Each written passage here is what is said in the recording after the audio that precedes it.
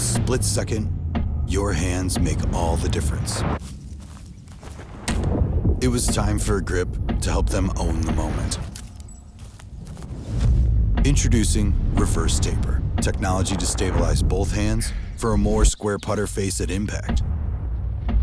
The most important split second in golf. Reverse Taper, only from Golf Pride. Respect the grip. Welcome into the Wagyu Filet Show. Johnson Wagner, Brendon de Jonge. Man, we haven't done a show in a while. Brendon, it is good to see you. How are things going for you, man? Very good. Nice to see you too, my well-traveled friend. I don't think we waste any time. Listen, you have been everywhere, literally everywhere. We've seen you in bushes.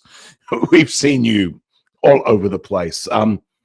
I played golf with a couple of our buddies yesterday, and they had a ton of questions, and I'm kind of going to be the relay guy here, but I've got a few questions of my own. Listen, I think it's been absolutely wonderful. I love what you're doing on the golf course. I think it's so much fun. It brings an element to that we haven't had really, right? It's pretty cool. I want to know how this started. Was this something that you went to the guys and said, listen, I think this could be a ton of fun. I would have some fun recreating these shots. Where was the beginning? The beginning was U.S. Open last year at LACC. I was going out there starting with just some walk and talks, and they went really well. Had conversations with the producers, Alan Robison, Jeff Fabian, and Matt Hegarty, and said my favorite part of Live From, when I was playing or before, was Frank Nobilo and all the stuff he did on the golf course, showing how to chip, how to hit these shots. And they came to me at the beginning of this year and said, hey, we want to take this one step further at the Players Championship, and we think walk and talks are great, do some stuff on the night show early in the week, but once Thursday comes, we want to get you out on the course trying to recreate shots. They had already had approval from the PGA Tour to do it at the Players, and I think that it was successful enough at the Players Championship that we got approval from all the other majors except for the Masters to do it for this year. And the PGA Championship was just a blast, and I mean, I got to give credit to the producers, because it was ultimately their idea for me to go out there and recreate things, and it's kind of taken on a little bit of it's taken on its own thing. And what's fun is that we've got this text chain between the producers and myself. Andrew Bradley is my field producer, who's out there with me kind of setting things up. And we have a text chain going during these rounds that every time we see a shot, we have a leader in the clubhouse of where we're going to go that night. And then ultimately it evolves on the weekend. It's kind of like, it's hard to pick because amazing things happen late on that back nine. So it's been fun. The process of choosing the shot has been fun, and then the process of recreating it is both fun and embarrassing at the same time. Yeah, I remember Nobilo doing those, and most of the time Frank would just throw balls. And after watching your chipping exhibition, excuse me, this last week, maybe you should stick to throwing balls as well. But I tell you what it is. It's kind of cool. It's been an awesome insight into your personality for people out there. Like, it's cool to watch people make fun of themselves, right? To be a little bit vulnerable. I mean, and you have to. I mean, looking back, have you got a favorite of all of these that you've done so far? I mean, the one at the Players Championship on Thursday, when Rory took that drop left of 7, and my producer Jeff Fabian was like, hey, why don't you go take a look out there, see what you can do with that drop. And I took a look at it, and I came back in and I said, hey, I said, I can get some balls and try to throw them into the bank to see if we can, clear his name, because it was a fine drop. And, just the fact that having a little fun back and forth with Brendon and talking about my arm strength not being quite the same as Rory McIlroy's clubhead speed or ball speed with a driver. And when I saw that one, when I played it back, and how ridiculous I looked throwing the ball as hard as I can 5 feet in front of me, that one was pretty fun. Just hearing the feedback from people, but yeah, going out there at the PGA Championship, I was doing radio Thursday through Sunday.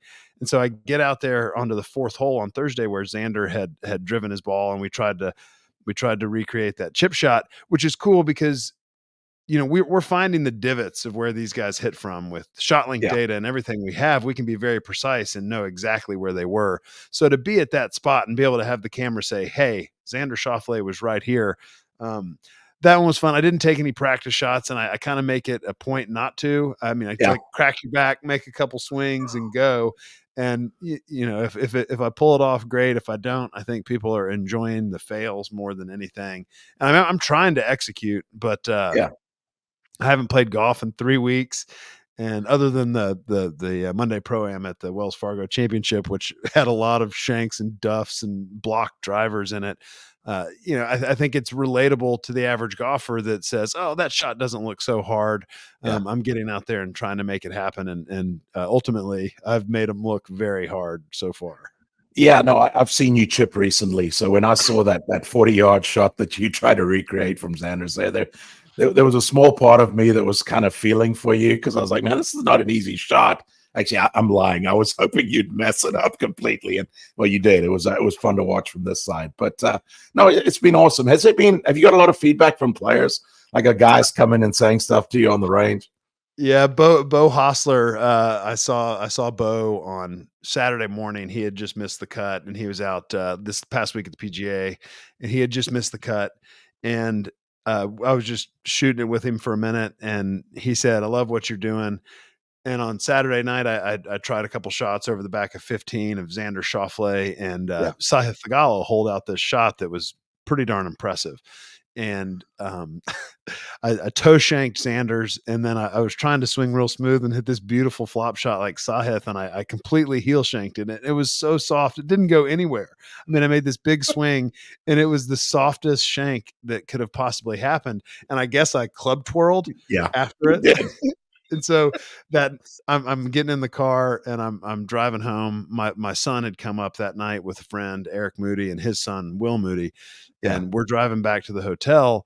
And I on my Apple CarPlay, it popped up Bo Hostler on a text. So I hit the text, and Bo had said, he said, by the way, he said, by the way, nice shank, but an even better club twirl. Don't think I've ever seen somebody club twirl after a shank.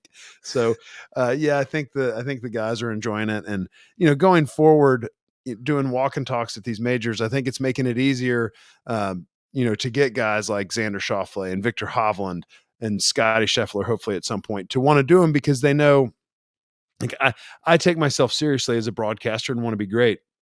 But at the same time, I don't consider myself a member of the media where I'm going to ask these like crazy probing questions. I just want to get out there, have some fun with the guys, show people at home what it's like on a Tuesday or Wednesday practice round in a major championship, and really highlight these guys' personalities. That's my main goal in those things, is just to get them out of their shell and have them on camera, just having fun and hitting shots and goofing off and just having high level golf conversations about the course they're playing. Yeah, and I think those guys will appreciate that, right? They love to talk about golf. They love to talk about what's going on inside the ropes. I think those guys, they get sick of talking about what's going on outside the ropes, what's their private lives. If you'll sit down and these guys will just talk golf, you really do get more of an in-depth look into their personalities, and I think that's what people want to see, right? Absolutely. What I know that there's probably been a few shots that you've wanted to recreate that have been shut down, I would imagine, by producers. Is there anything that jumps to mind? Yeah, I mean, and I knew this wasn't going to happen, and I wanted to be very sensitive to the conversation about Scotty Scheffler getting arrested Friday morning. Yeah. But I did. I mean, when I'm out there on the grounds of a major, I talk to all the police and thank them, and I made a few friends on Thursday on the back of the range, and so Friday when I got there, I went to a couple of the guys and said, "Hey, thanks for everything. Do you think there's any way tonight we could go down to the front entrance, have your car there, and I could say, 'Hey, officer so and so, wondering if there's any chance that you could demonstrate on me the way y'all are taught in the Louisville PD Police Department how to properly cuff and and and how to properly cuff and place a perpetrator in a vehicle.'" And my idea was for him to, you know, slam me against the car, put my hands behind my back, and I would probably be like, going, "Oh, that's too tight. That's too tight." And then, you know, obviously push my head down gently as I Right. get into the back of the car. But I didn't even they were kind of like, we'll do it, but I don't think it's the right time, and I knew it wasn't either, and I didn't even bring it up to the producers because I thought that would have been insensitive to the whole situation. So the police department were actually willing to do that? I mean, it was yes. I think had I gotten approval, I think that I could have made it happen. But it was never going to happen. I mean, I think Yeah. the situation itself, but it would have been good. Kind of cut the clip as they're driving me off down the road to go get Yeah, and processed. probably a good thing you guys didn't do that. It certainly would have been entertaining, but Well, the internet was Twitter was screaming for me to go out there and do that, and so I just did a little bit of due diligence just to see if it was possible, and I think I could have twisted some arms enough to make it happen, but I'm pretty happy we didn't, because that would have not have gone very well. you talked briefly about the walk and talks that you've been doing, which actually they are really insightful, and it's cool for the audience to get to see how these players are going to tackle a golf course. Have you got a favorite one of those that you've done? I know you've had some really big names. I know Rory did one with you at the U.S. Open last year. Yeah, Rory at the U.S. Open was great. I did Jordan Spieth at the U.S. Open last year as well. We had some technical difficulties just because of all the amount of people and cell phone coverage that was out there. But then the Players Championship was amazing. I got Justin Thomas. I got Brian Harmon was incredible, and I think a lot of people. I mean, you and I know Brian very well, and I think I got Brian to really loosen up and show his personality, which was awesome. And he had some in-depth swing things we were talking about. This past week was cool. I got Jake Knapp on Tuesday, and I just have I think he's going to be rookie of the year, and he probably should have won twice. But just the way he plays, I'm infatuated with it, and just kind of the person he is. And we were on the 18th hole, and he was just about to pull the trigger, and the horn blew for this storm coming in. So that was a bit of a bummer. But I think he showed his personality. I got to ask him a question too. I said, as we were walking up the hill in the rain delay, I said, "Hey, last question. You were a bouncer for a little bit when you were struggling as a young pro. I said, if I got a little frisky at night at your club, what do you think the chances you would be able to get me out of there would be?" I know the answer to that question. He didn't even hesitate. He said, "Oh, 100%." He said, "I probably would have fed you a few more drinks before just to soften you up a bit." I don't think you would have needed to. I responded with, "I'm pretty soft as it is." But yeah, they're fun. I did Preston Cole, who's the assistant pro at Quail Hollow, who qualified for the PGA Championship. He was amazing. And then my last one was Sahith Thagala, who had a great week. I'm waiting for one of these guys to win the tournament. I thought we were going to get Sahith there, but he struggled a little bit on Sunday. It's cool that it sounds like most guys are pretty willing to do it. I'm sure some guys have shut you down. Tell me. Somebody said, "Listen, I really am not comfortable with this. I don't want to do that." So at the U.S. Open last year, Victor Hovland kind of shut me down. And my philosophy at that point, I hadn't done any yet, was going to be, I wanted to get him around the green and tell me what he was working with on his short game, and maybe even have his coach at the time, Joseph Mayo, out there. And I've kind of evolved away from not wanting to do that, wanting just to have the walk and talk, have a little personality, watch them hit a couple shots, and then leave them alone, let them do their preparation. But his caddy Shay Nightwell, as I do, and on Sunday of the Wells Fargo, Shay Knight called me and said, "Hey," since we live in Charlotte, he said, "Hey, Victor needs a staff bag, club glove, airline cover. Do you have an extra one that he could borrow?" And I was like, "Absolutely, I do. I'll bring it out and I'll put it right in front of his locker." And so I'm coming to the golf course, walking into the locker room, and I see Victor Hovland. And Victor's like, "Man, thank you so much for bringing this. You're saving the day. This is very appreciated." I'm like, "Man, no problem. I'll, whatever you need, I'm here for." So fast forward to Tuesday last week, on the practice range at the PGA Championship, I kind of went up to him just to figure out how I was going to get this bag back. And talking to Shay and Victor, and I'm like, "Victor, man," I was like, "No sweat. I'd love it back, but I don't need it anytime soon."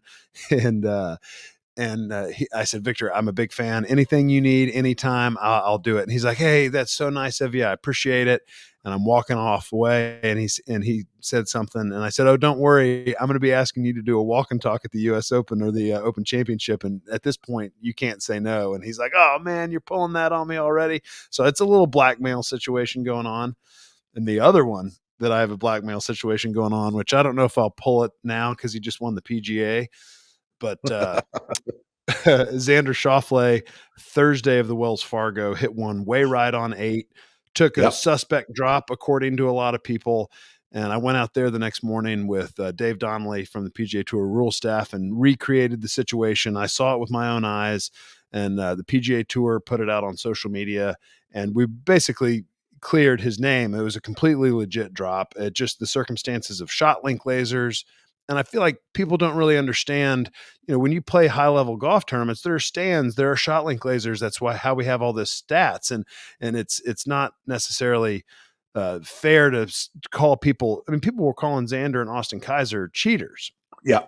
And so Monday of the PGA Championship, I'm walking the golf course, and Austin Kaiser, his caddy, comes up to me and he's like, "Johnson, I can't thank you enough. You cleared Xander's name. They were calling us cheaters.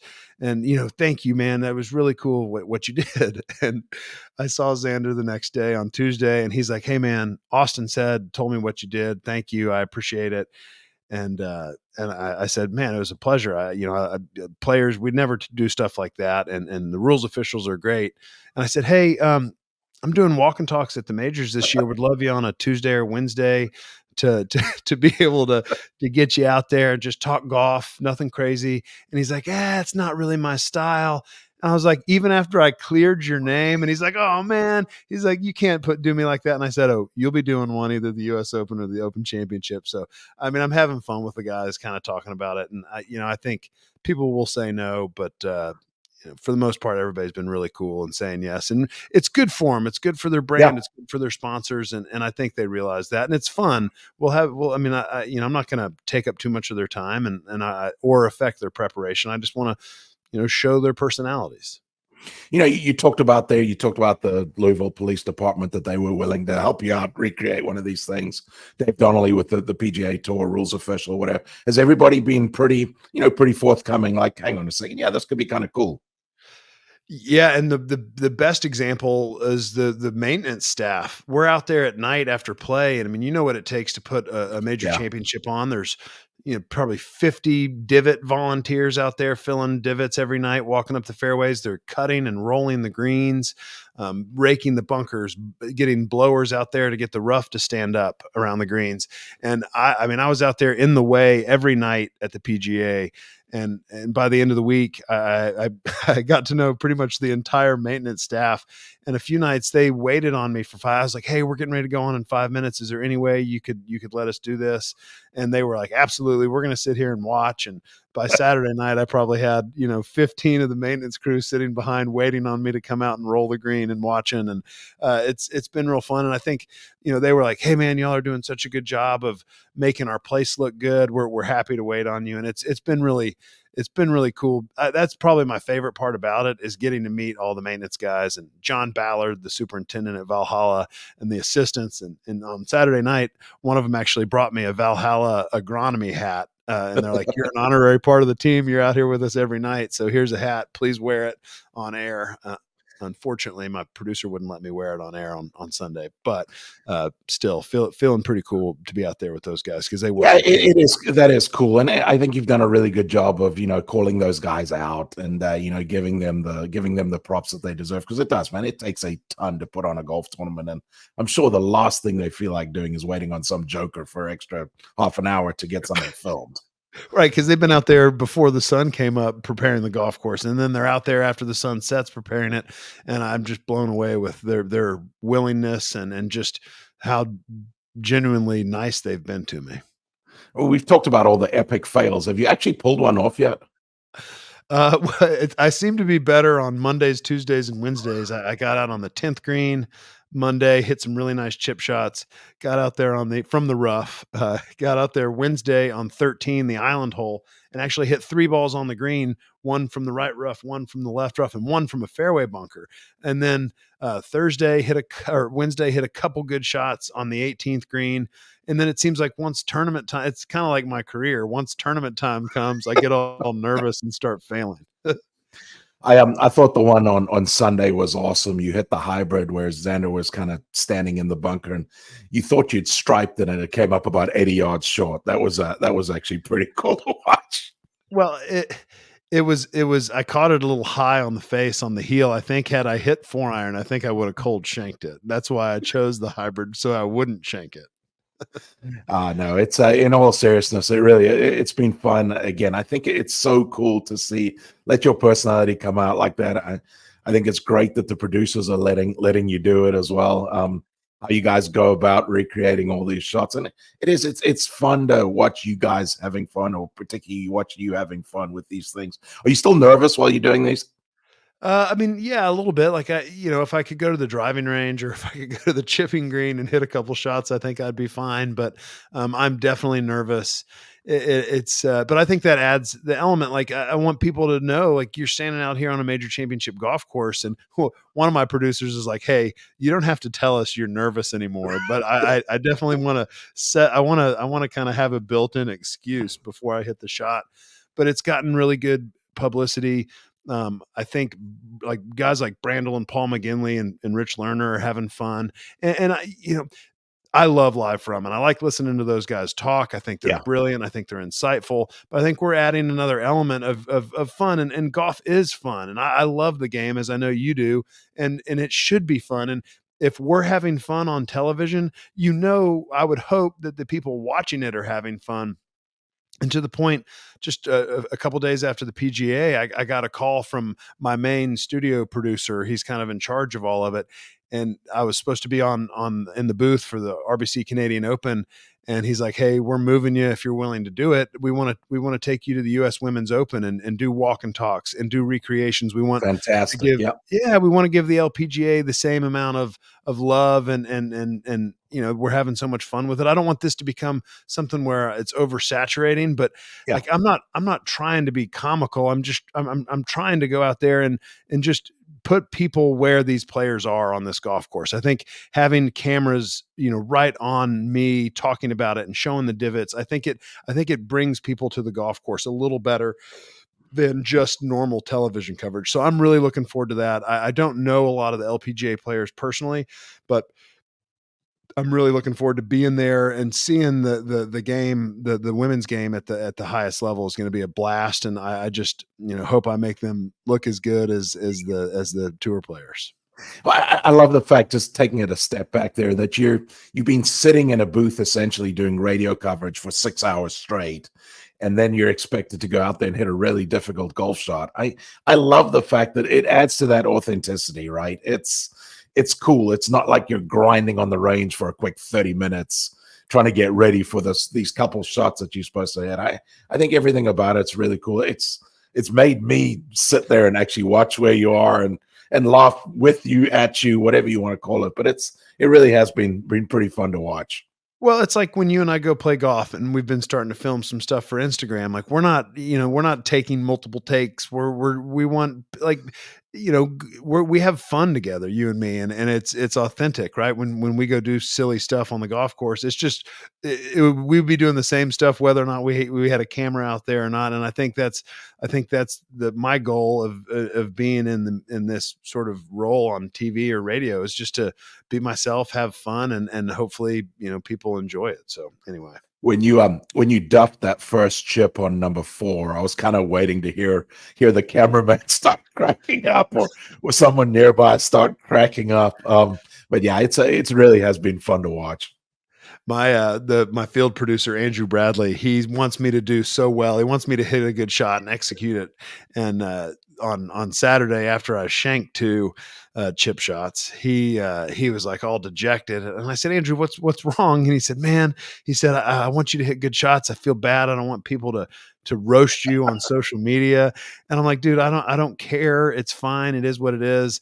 And I rode home with my son, and then I see Andrew's the first person I see back in the hotel, and he Uh-huh. was grinning ear to ear. And I'm like, what? You're in a good mood now? And he said, you wouldn't believe. He said, have you looked on Twitter or X or whatever it is? And I said, no, I'm refusing to read any comments. He's like, people love you, and he was smiling ear to ear. And I was like, well, see, there you go. People like watching failure more than success. And I think if I were to just get up there and like start holing shots left and right, I don't think it would be as well received. I think it would probably go over now. They've seen enough bad ones. One good one certainly wouldn't hurt you. But after your display on Thursday, I was very surprised to see you chipping again on Saturday. I figured you might have a putter from somewhere, but hey, good for you for putting yourself out there. We really wanted to do Xander's third shot on 18, the chip from just in front of the green that he executed so well up to about 5-6 feet for the winning putt. The producers there like, how about that? How about the second shot with his feet in the bunker? That seems more up your speed today. So I was very relieved. I probably would have just taken putter out and putted it up there. Yeah. No, it's again, I think it's been really cool to watch. Well, let's talk about the tournament a little bit. Yep. Obviously, you spent a lot of time there. You saw every single shot. What did you think of the PGA? Listen, it was a very, very exciting finish. It was exciting, and I think that speaks to, like, the venue, and I don't know if or when we'll ever go back to Valhalla now that the PGA of America doesn't own it, but, I mean, when you look at the events that have been held there, Mark Brooks won in a playoff over Kenny Perry. Tiger Yeah, Woods won in a playoff over Bob May. The McIlroy 14 was super tight in the dark. He had to bear he, one by one on the 18th. And this week, I mean, those last 6 holes, it was Xander, Bryson, and Victor Hovland had kind of separated themselves, and the scores were low. It was birdies. It was just incredibly exciting. I think that venue doesn't get enough credit for the tournaments it produces. And Xander Schauffele, I mean, he only had 3 over par holes for the week. One yeah, was a 3 putt on 11, the par 3 on Friday. He made double on 15 on Saturday. It was the only bad iron he hit all week. And then on 10, on Sunday, I thought he made a pretty poor decision out of that right fairway bunker, yeah. hit some sort of hybrid or 5-wood and left it in a really tricky spot, ended up making bogey there. But other than that, I mean, he hit the way he swung his driver, the way he swung his irons. I think the work he and Chris Como have done to kind of clean up some of the action in the backswing is really paying off to the point where he's trusting it. And I just think he's had 8 top 10s already this year going into the PGA, a second place finish at the Players, a second place finish at the Wells Fargo. I think we're about to see Xander go on a pretty good run. I like the way he talked in his press conference Yeah. about Yeah. still having to chase Scotty Scheffler. And I just think we're getting to the point McIlroy's starting to play better, where we're getting these guys sort of at the end of the year, 2 majors left.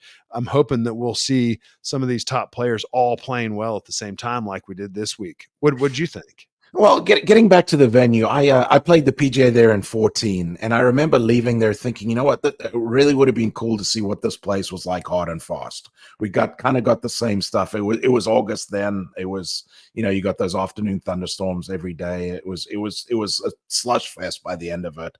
And unfortunately, we got more of that this week as well. There was a ton of rain early, and then we got that rain, I believe, what was it, Friday morning? Which really softened up the golf course, and it made it target practice for those guys, regardless of how long the golf course is. I don't know. There's 2 sides to me for this venue, right? Like, obviously, we want to see an exciting finish, and we've got that every single time we've been there, as you were mentioning there. So that is great. But listen, we only have 4 majors a year. We want those to be the toughest tests. We don't want guys to manipulate that. We don't want guys to manipulate the golf course, Mickey Mouse the golf course, to make it a tough test. But we want those to be a tough test. I don't know if it's a good look. We've got a 21, a 20, and an 18 under par. So I don't know. My there's certainly mixed feelings on my side from that. Yeah, I mean, and Victor Hovland had a pretty short birdie putt on the last to get to 20 under as well. I Yeah, mean, 21 under is the new record. You had 2 62s shot during the week. Xander shot 1, and then Shane Lowry. And Shane's was on Saturday. They did a great job with the Zoysia fairways. They were new this year, good drainage. I mean, the playability of the place was much better given all the rain. But I'm with you to an extent, to the point where this is the number that bothers me right here. You go out and you shoot 10 under par in a yeah, major championship. I mean, that's winning 85%. If you went and shot 10 under par in every single major you played in, you would have probably 10 to 15 major championships under your belt, and you'd be one of the greatest golfers of all time. 10 yeah, under par at Valhalla, finished T23. So yeah, that's what doesn't sit well with me, that par meant nothing. We had the lowest cut in PGA Championship history. It had even par had happened 3 different times, and 1 under par was the cut. So I'm with you on the ease, and even if it was wet, it should have held up better. It was just and when you have Zoysia fairways, you can't pinch in the rough because obviously there's you can't grow Zoysia out tall. So yeah, mixed bag. And I hate to say this because typically I think Kerry Haig and his staff do the best job, hands down, of setting up a golf course. I thought the golf course was set up pretty weak Saturday. The fact that they moved up that 4th tee, listen, I'm all for a drivable par 4. I think they're very exciting if it is a risk-reward hole. That hole was not a risk-reward hole. There were as many eagles as there were bogeys. It took a pretty bad shot or the wrong club off the tee to get in any kind of trouble there. I didn't like that. I think you should have moved 13 up if you want to make a whole risk reward. I know a few guys went for it on Sunday anyway, but I think moving 13 up and giving the guys the option there. And plus, I thought there were so many pins that were cut in low areas. I understand they'd cut pins high on Friday because of the rain. But then come Saturday, there were so many pins in those low areas where you could just feed the ball to the hole. And I mean, listen, we saw so many low scores. Shane Lowry had a putt for 61. There were a bunch of 64s, 65, 66s. And I don't know. It's just, to me, that's not major championship scoring. Not at all. I mean, you should be able to shoot a round of par and still win a major championship. I mean, you should be able to shoot a 1 or 2 over par round, that be your bad round, and still win a major championship. And just going back to 4 on Saturday, Scotty Scheffler had doubled 2, had bogeyed 3. And I think, Ted Scott went home to his daughter's graduation. I love the fact that those two families so important. And I think a lot of the narrative around Scotty was that, oh, he just ran out of gas, which I'm sure he did. He had a big Friday. That was incredible what he did. But I think had Ted Scott been on the bag there's no way Scotty Scheffler's hitting driver off of that 4th tee. Yep. Everybody was putting 3-wood just in front of the green, and it was the easiest pitch. I actually hit that pitch Thursday night and duffed it short of the green, but that's where everybody was trying to put it. The only way to get in trouble there was if you were long enough to hit driver long left of the green, which is where Scotty hit it and made a pretty darn good bogey. But yeah, Kerry, I think Kerry Haig set up the golf course great. I just think the golf course didn't lend itself to, under the conditions, to be difficult at all. There was no wind all week. I think the highest gust we had was 10 miles an hour. It didn't blow. There was nothing they could do to defend that place at all. I mean, the green speeds were fine, but they were soft. The rough was topped on Monday, and it just didn't play as difficult as the rough should have. The only way they could have made that place hard was growing the rough up to be chip out. And even then, Xander hit so many fairways, I don't think the score would have been that much different. Yeah, getting back to Scotty Scheffler there, someone asked me, do you think that this weird week that he's had has just caught up with him on Saturday? I said, no, not at all. I think the fact that Ted Scott wasn't standing there right next to him caught up with him on Saturday, especially because he got off to a poor start. I think if Ted Scott's standing there next to him, as you say, no way he's hitting driver on 4, and I think he's able to turn that round around, shoot something maybe 1, 2, 3 under par, and still give himself an outside shot Sunday. Oh, without a doubt. But the decision on 2 to try to get aggressive with the second shot from where he was so poor, and he pulled it into the worst spot. Like, I think they would have laid that ball up, made bogey at worst. 3 putt doesn't happen. It would have been a completely different round. And, I know the stress of the moment had to be weighing on him with maybe the reality of the charges that were happening. And I know he had a confidant there, and Brad Payne, chaplain of the PGA Tour. They're very comfortable with each other, and I'm sure he was incredible at relieving a lot of the stress. But what Ted could have done was relieve the stress from off the course stuff with Scotty, while still, guiding him around, trying to make. And Scotty doesn't need anybody to guide him around to make good decisions, but given the stress and the pressure of a major championship, that was a big deal. I'm with you 100% that Ted wasn't there. And I want to get your take on this. We might not agree on this, but the fact that Scotty had told Ted Scott, listen, you're welcome to go to the graduation. You're welcome to not be there on Saturday. We as professional golfers, professional caddies, we miss so much stuff. We really do. It's difficult. It's hard being on the road when these big occasions come. Tiger Woods in his prime is not telling Steve Williams, listen, I don't need you there Saturday. You're welcome to go home, or well, obviously wouldn't be home to New Zealand, but you're welcome to go and take care of what you need to do. Scotty is essentially on the verge of a historical season. Like, he is in the middle of an historical run.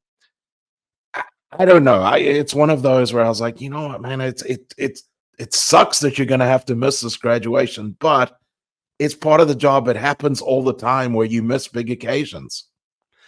I mean, yeah, Saturday was my daughter's 13th birthday. The Saturday, the PGA. I mean, I'm not trying to put myself in Ted Scott's shoes, Sure. but I mean, we, like you said, we miss stuff all the time. I mean, I missed my son Graham Monday, Tuesday of the PGA Championship, played in the state championship for golf in North Carolina. He was low freshman in the thing, tied for low on his team, and they won their second straight state championship. I would love to have been there.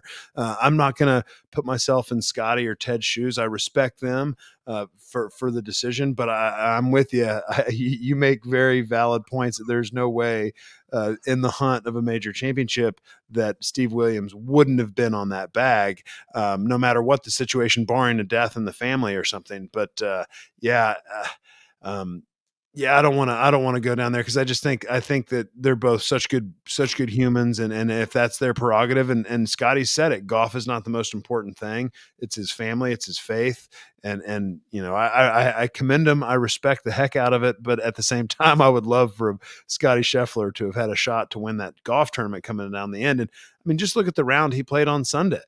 He played a wonderful round, and not to really give himself a chance to win because Xander and those other guys played so well, but Scotty Scheffler ended up coming back to finish T8th with a 73 2 over in the third round. I mean, you know, he shot 67, 66, 73, 65. So I at worst, Ted Scott's on that bag. That's a 69, and Scotty's making a run on Sunday. I mean, I'm with you. Yeah, no, it's a tough one. And if there was ever a truer testament to where Scotty's, you know, where his priorities lie, then that was it, right? That shows exactly that family. I mean, he considers Ted Scott part of his family, I'm sure. Family, friends, faith, you know what? Golf is below all of those. The fact that he said, you know what, Ted, you go home for graduation, I fully understand. It shows exactly where Scotty's priorities are. Yeah, it does. And I thought he handled the whole situation Friday with class. The way he came into the press building afterwards. I was shocked when I first saw him go in there. I thought he'd just get out and go get some rest, but he needed to do it. He needed to not have everybody out there speculating on things. The way he talked about how he was shaking on the way to the police station, and the way he talked about stretching in a jail cell, and that was a first. Like, I mean, he made it humorous but also real. Like, he took us into what he was feeling, and I think the narrative has been for a long time with Scotty is that we want more from him. You know, and I think that press conference was a moment, and I think the levity in which he handled it, but the seriousness at the same time, I just think it gave us so much. I've been loving him for a long time, but I think a lot of the general public are like, man, I wish this guy had more personality, and I think hopefully he showed that. And by the way, the amount of people on Friday that had Scotty Scheffler T-shirts with his mugshot and the doesn't take long. It's like, how did they get those things printed? I mean, from the time the picture was taken to the time the T-shirts were made, couldn't have been more than 3 hours. It's unbelievable. Ridiculous. Doesn't take long. And did you see that there was 2 guys I saw out there on Saturday, I believe, with orange jumpsuits on, watching Scotty Scheffler play? It was, it's amazing what people are capable of. I agree with you 100%. I think Scotty Scheffler, the way he handled the entire situation, gained a lot of fans. You're right. The narrative has been that he's not really compelling. He's kind of boring. He's sort of, you know, does his own thing, doesn't give up too much. I think he will have gained a bunch of fans with the way he went about everything there. He could have showed up and, you know, been pissed off. This is absolutely ridiculous. He took the high road. And I thought he did a great job of explaining like, listen, what happened to me was bad, but what happened to this guy getting hit by a bus was 1,000 times worse. And condolences to his family. I thought he handled the entire situation very, very well. Very, as he handles pretty much every situation. All right, let's go down the leaderboard a little bit. I want to talk Yeah. about Bryson and I want to talk about Victor Hovland. Give me your take on Bryson DeChambeau's week at the PGA. Listen, love him or hate him, I think Bryson is good for golf. He really is. He's kind of a nerd watching his celebrations and stuff. Like it looks awkward, but you listen to that crowd, they got behind him. They were pulling for Bryson. He's come a long way. He's matured a lot. I think he realized he said a lot of stupid things when he was a little bit younger. But I think having Bryson in the mix there is good for golf. He's a story, not just how far he hits it, just the way he goes about everything. He's kind of a story. He's intriguing. Again, I think he's a little weird. He wouldn't be my first choice to go have a few beers with by any means, but it's cool to see him in the mix there. It is, and the way he chipped in for Eagle on 18 and gave this on Saturday and gave this massive fist pump, and the crowd's reaction was incredible, like you said. And then coming out of the box on Sunday, hitting it tight on one, he basically fist pumped his way around that golf course, and I think that endears him to a lot of the spectators. The break he got on 16 and it kicked out, and then he stuffed that one to 3 feet. I thought he was going to stuff it on 17. He hit that huge drive over the bunker and thought he was going to absolutely stone one there. Didn't. But the up and down he made on 18, I took a look at his bunker shot. I was potentially going to recreate both of them, Xander on 18 and Bryson. It was a severe downslope. He kind of controlled, sculled one up exactly where he needed to in the right spot. And man, the putt he made, the emotion he showed when he made the putt, I think had a big effect on Victor Hovland being able to make the putt he had. The old saying, first in wins. I think the emotion of the crowd and of Bryson, and then Victor Hovland has to get up there and hit that putt, wanting to do the same thing. I think that's the main reason Victor didn't make that putt. But getting to Victor, man, he's been nowhere this year. He's had 3 top 25s. The best finish of the season is a T19. He's in all these signature events, and he hasn't posted a top 15 or top 10 yet. A lot has been made of him going away from Joseph Mayo at the end of the year.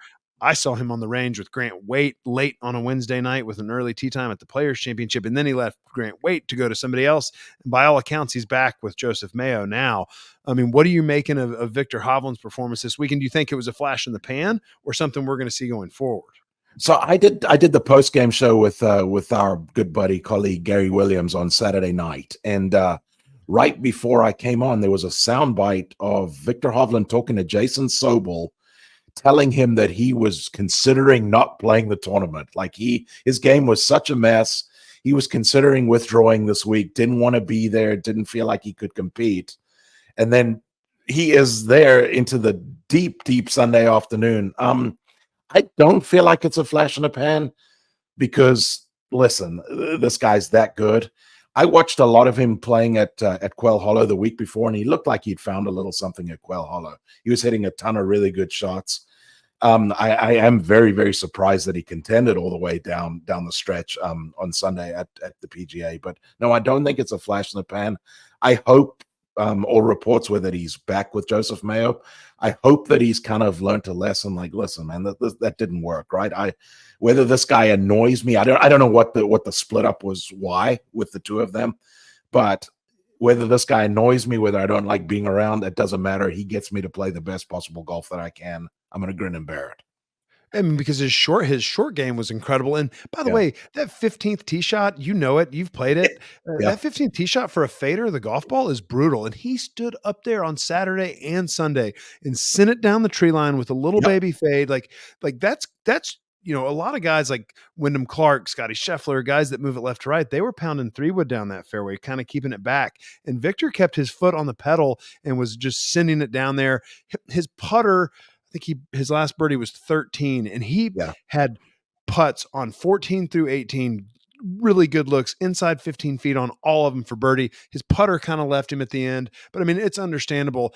Very happy to see him back. And like, I noticed him at the Players was just not happy, wasn't Yeah. smiling. And these last couple weeks, he's grinning, he's having Yep. fun. He's like that fun-loving kid that everybody fell in love with a couple of years ago. And I think he's going to be back, and I think he's going to be back in a major way soon. I think this is a real this is like a welcome back moment for him this week, and I expect the good play to continue. His next event, I'm sure, more than likely, will be Memorial in a couple weeks, where he's defending, and then the U.S. Open, which is probably a pretty good fit for a ball striker like him. So I'm bullish on Victor going forward the rest of this year. And I love what you said there, that he was smiling, right? He looked bitter for a while, like he was just a bitter old man on the golf course. He hasn't been out there for long enough to be a bitter old man. But yeah, he's kind of a happy-go-lucky guy. He's typically one of those guys that does wear a smile when he's playing. So yeah, it was nice to see that, and I think he'll be one of those guys that he'll be easy to pull for as well if he starts playing well again.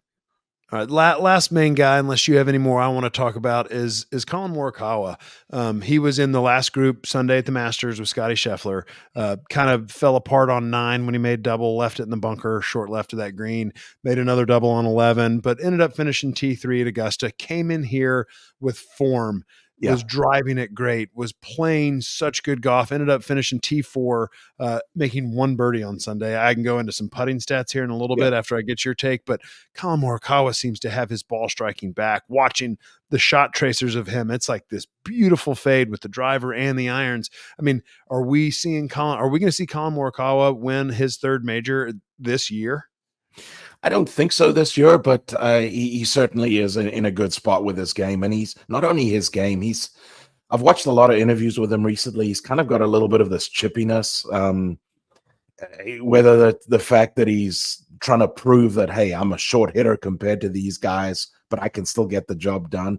He's got this chippiness to him, which I think is what he needs to get across the line. It's very similar to a Brian Harman. Brian Harman's got that chippiness, that underdog in your face. And Colin Morikawa has kind of got a little bit of that at the moment. But yes, I agree with you. Physically, anytime he's comfortable aiming down the left side and hitting that fade, the guy's going to be very, very dangerous because he doesn't really miss. And you could see there, he's to the point now where if he really needs to get it in the fairway, he aims a little further left and he hits a bigger cut. And he doesn't mind giving up that extra 15, 20 yards because he knows his iron game's that good too. So he finally made a 6-footer for birdie on the last. I mean, this dude hit it good enough Sunday. Yeah. I think he had 1 bogey, 1 birdie. He shot 71. I think going into 18 through 17 holes, he had made 32 feet of putt. And then he made a 6-footer on the last for 38 feet of putts made for the day. I mean, that's averaging barely over a 2-footer. I think his previous longest putt made was like 4.5 feet for par on some hole. I'm concerned about his putting. I mean, he's got that saw grip, which, is fine. But he's still got that traditional sort of Newport or Answer style head. And in an era of everybody, Rory switched to a mallet. Scotty Scheffler switched to a mallet and seemed to have gotten better. Like for me, when I watch Colin putt, it's not consistent. He pulls them, he pushes them. And I think if I were, and I can probably say this about Tony Finau too, and I don't personally like looking down at a mallet putter, but when guys are struggling and you see all these guys putting better than you with these big honking mallets, don't you think that that's something that you should at least give a shot to? Because if he had putted halfway decent, I think Colin Morikawa arguably runs away with this tournament. His ball striking was next level, or at least he would have been there in the hunt with those top 3 guys. He would have had a chance to force a playoff on 18 had he putted average. I could not agree with you more. It's essentially a copycat league, right? You see guys going out having success with something. Hang on, maybe I should give that a try. Rory McIlroy sat there and did an interview with Amanda Balionis right after Riviera. And Rory McIlroy said, I think Scotty Scheffler should try and putt with a mallet. Scotty Scheffler showed up with a mallet pretty soon and started winning every single week that he teed it up. Why wouldn't you, if you have a glaring weakness? You mentioned Tony Finau. Tony Finau has been a poor putter for a long time. why wouldn't you at least give it a go? You have to think that maybe he has tried it at home. You would like to think so anyway. But why wouldn't you give it a go for a week? See what happens. I made that point to Brian Kadrick, who was my host for radio last week. I made that point and during a commercial, and he looked at me. He's like, "Tiger Woods won 15 of these things and used a traditional Newport answer head." And I said, "Yeah." I said, "BK, Tiger's one of the best putters on planet Yeah, Earth. Anytime I see somebody with the saw grip, you know they're yeah, not a great putter." Right. And so yeah, it's like I always love getting in the hunt and having somebody with some sort of messed up grip, because it's like I'm not worried about you today unless you yeah, just get hot. And and I think with Tony Finau's actually gone to that saw grip, which I think is good. It's gotten his hands a little bit higher, and that putter's soling better without the toe hanging so far off the ground. But man, like, try it for a week, put it in yeah. play, try it for a week. You're seeing people have success. And I mean, I just think, Morikawa's back, and I don't think he has to putt great to win, but I think Morikawa, man, I could see him nabbing one of these last couple weeks. I would love to see him win a big event, maybe not a major, but I do see him winning a tournament at the end of this. He will be at Kapalua next year as a winner, not just because he made the Tour Championship. Yeah, no, I think you make a great point. All right, you mentioned it earlier. We're halfway through the major season, right? These are the biggest tournaments. These are what the biggest names kind of grade themselves upon. I think we need to go ahead and grade a couple of the biggest names. All right. How they've done so far. Scotty Scheffler. A plus. Yeah. No, I agree with you. I think anytime you win a major, right, that automatically makes your season A plus, right? Yes. So Um, then we can just put Xander. He's number 2 in the world now. We'll just put Xander in an A plus too. The 100%. run he's had, almost winning the players, and the run I think he's about to go on. All right, Rory McIlroy. C. Just because of his major performances. Yeah. Okay. Yep.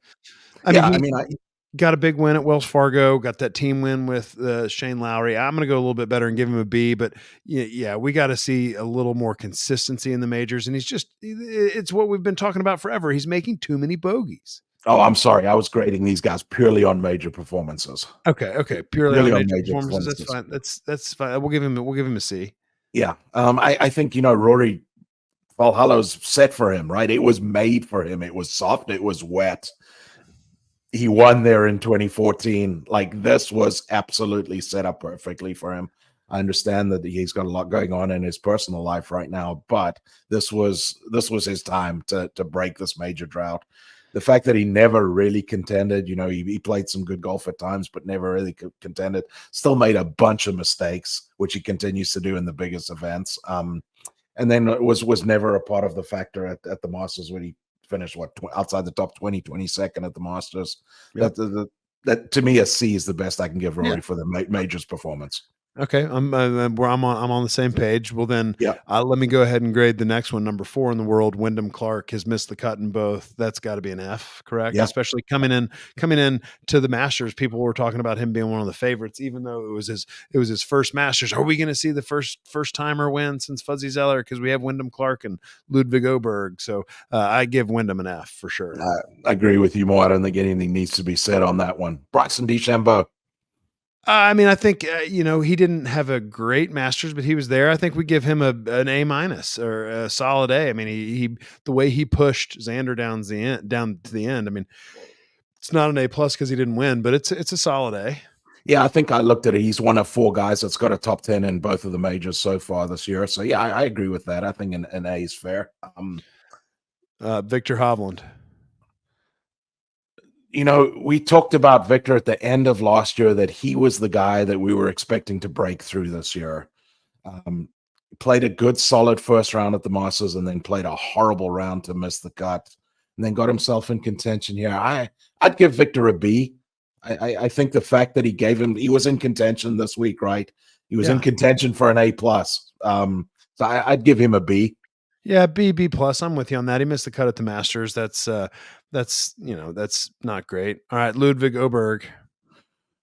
I'm going to give Ludwig an A minus. I would have given it a solid A if he had just made the cut and played half decent this week. Missed the cut, unfortunately. I don't know how much that knee injury was hampering him. But the fact that he was down the stretch all the way, pushing Scotty Scheffler at the Masters, and that was his first major that he'd played in, I'm willing to give him an A minus.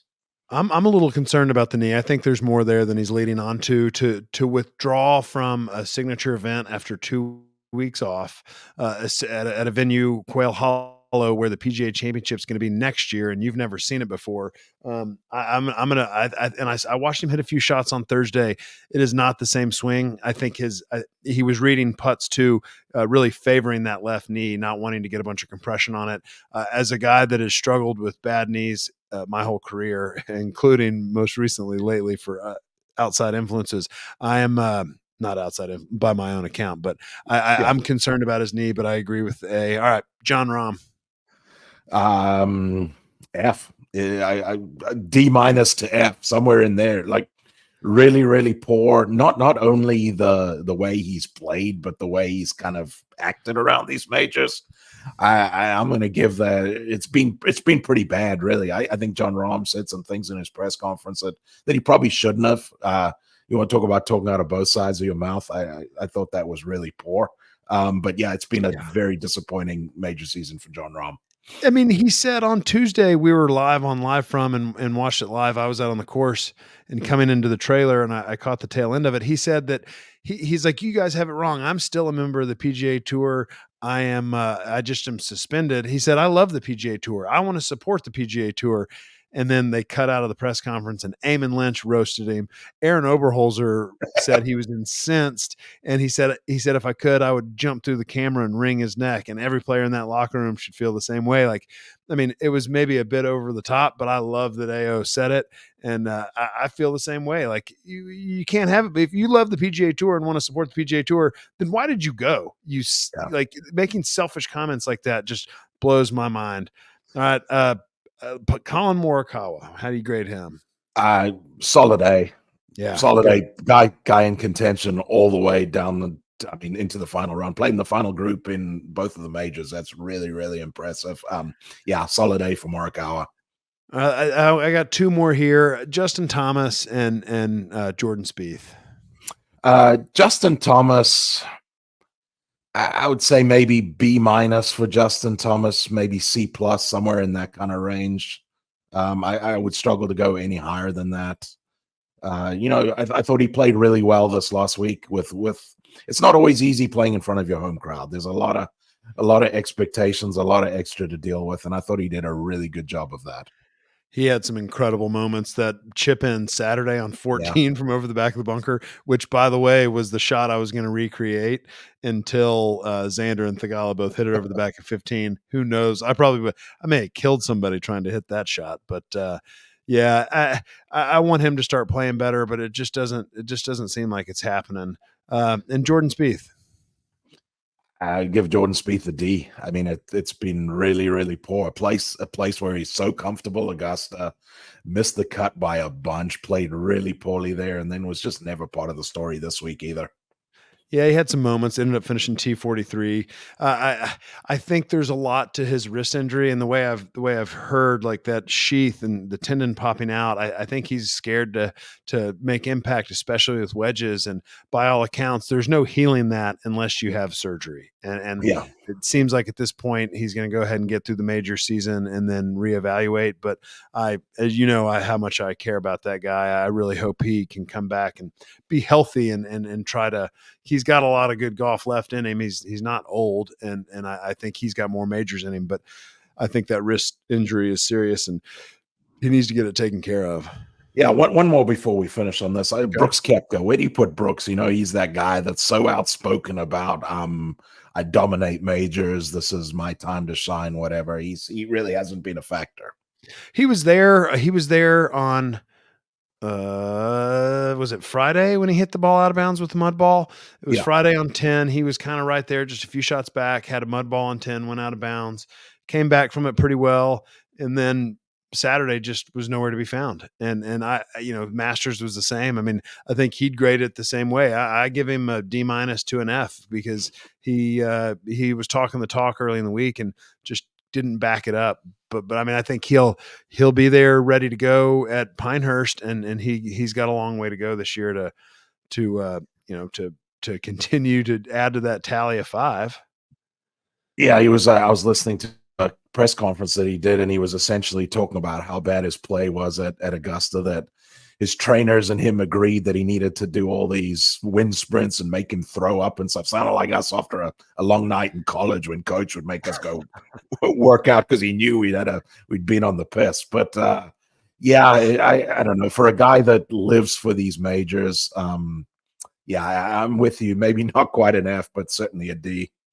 Yeah, I mean, I guess I can't give a guy an F for even, but I think that's what he'd grade himself. Yeah. Is where I'm at. No, I on agree that. with that. Well, Brendon, you got anything else? No, Wax, nice to see you. I know you're taking off again pretty soon, and you're going to be busy again. But keep up the good work, and really, it has been cool to watch. Watch everything that you're doing. Thanks, buddy. I look forward to getting out on the golf course and playing some with you. And thanks to everybody out there for watching and listening. We're having fun being with you, and hope you're having fun listening. We'll see you next time on the Wagyu Filet Show.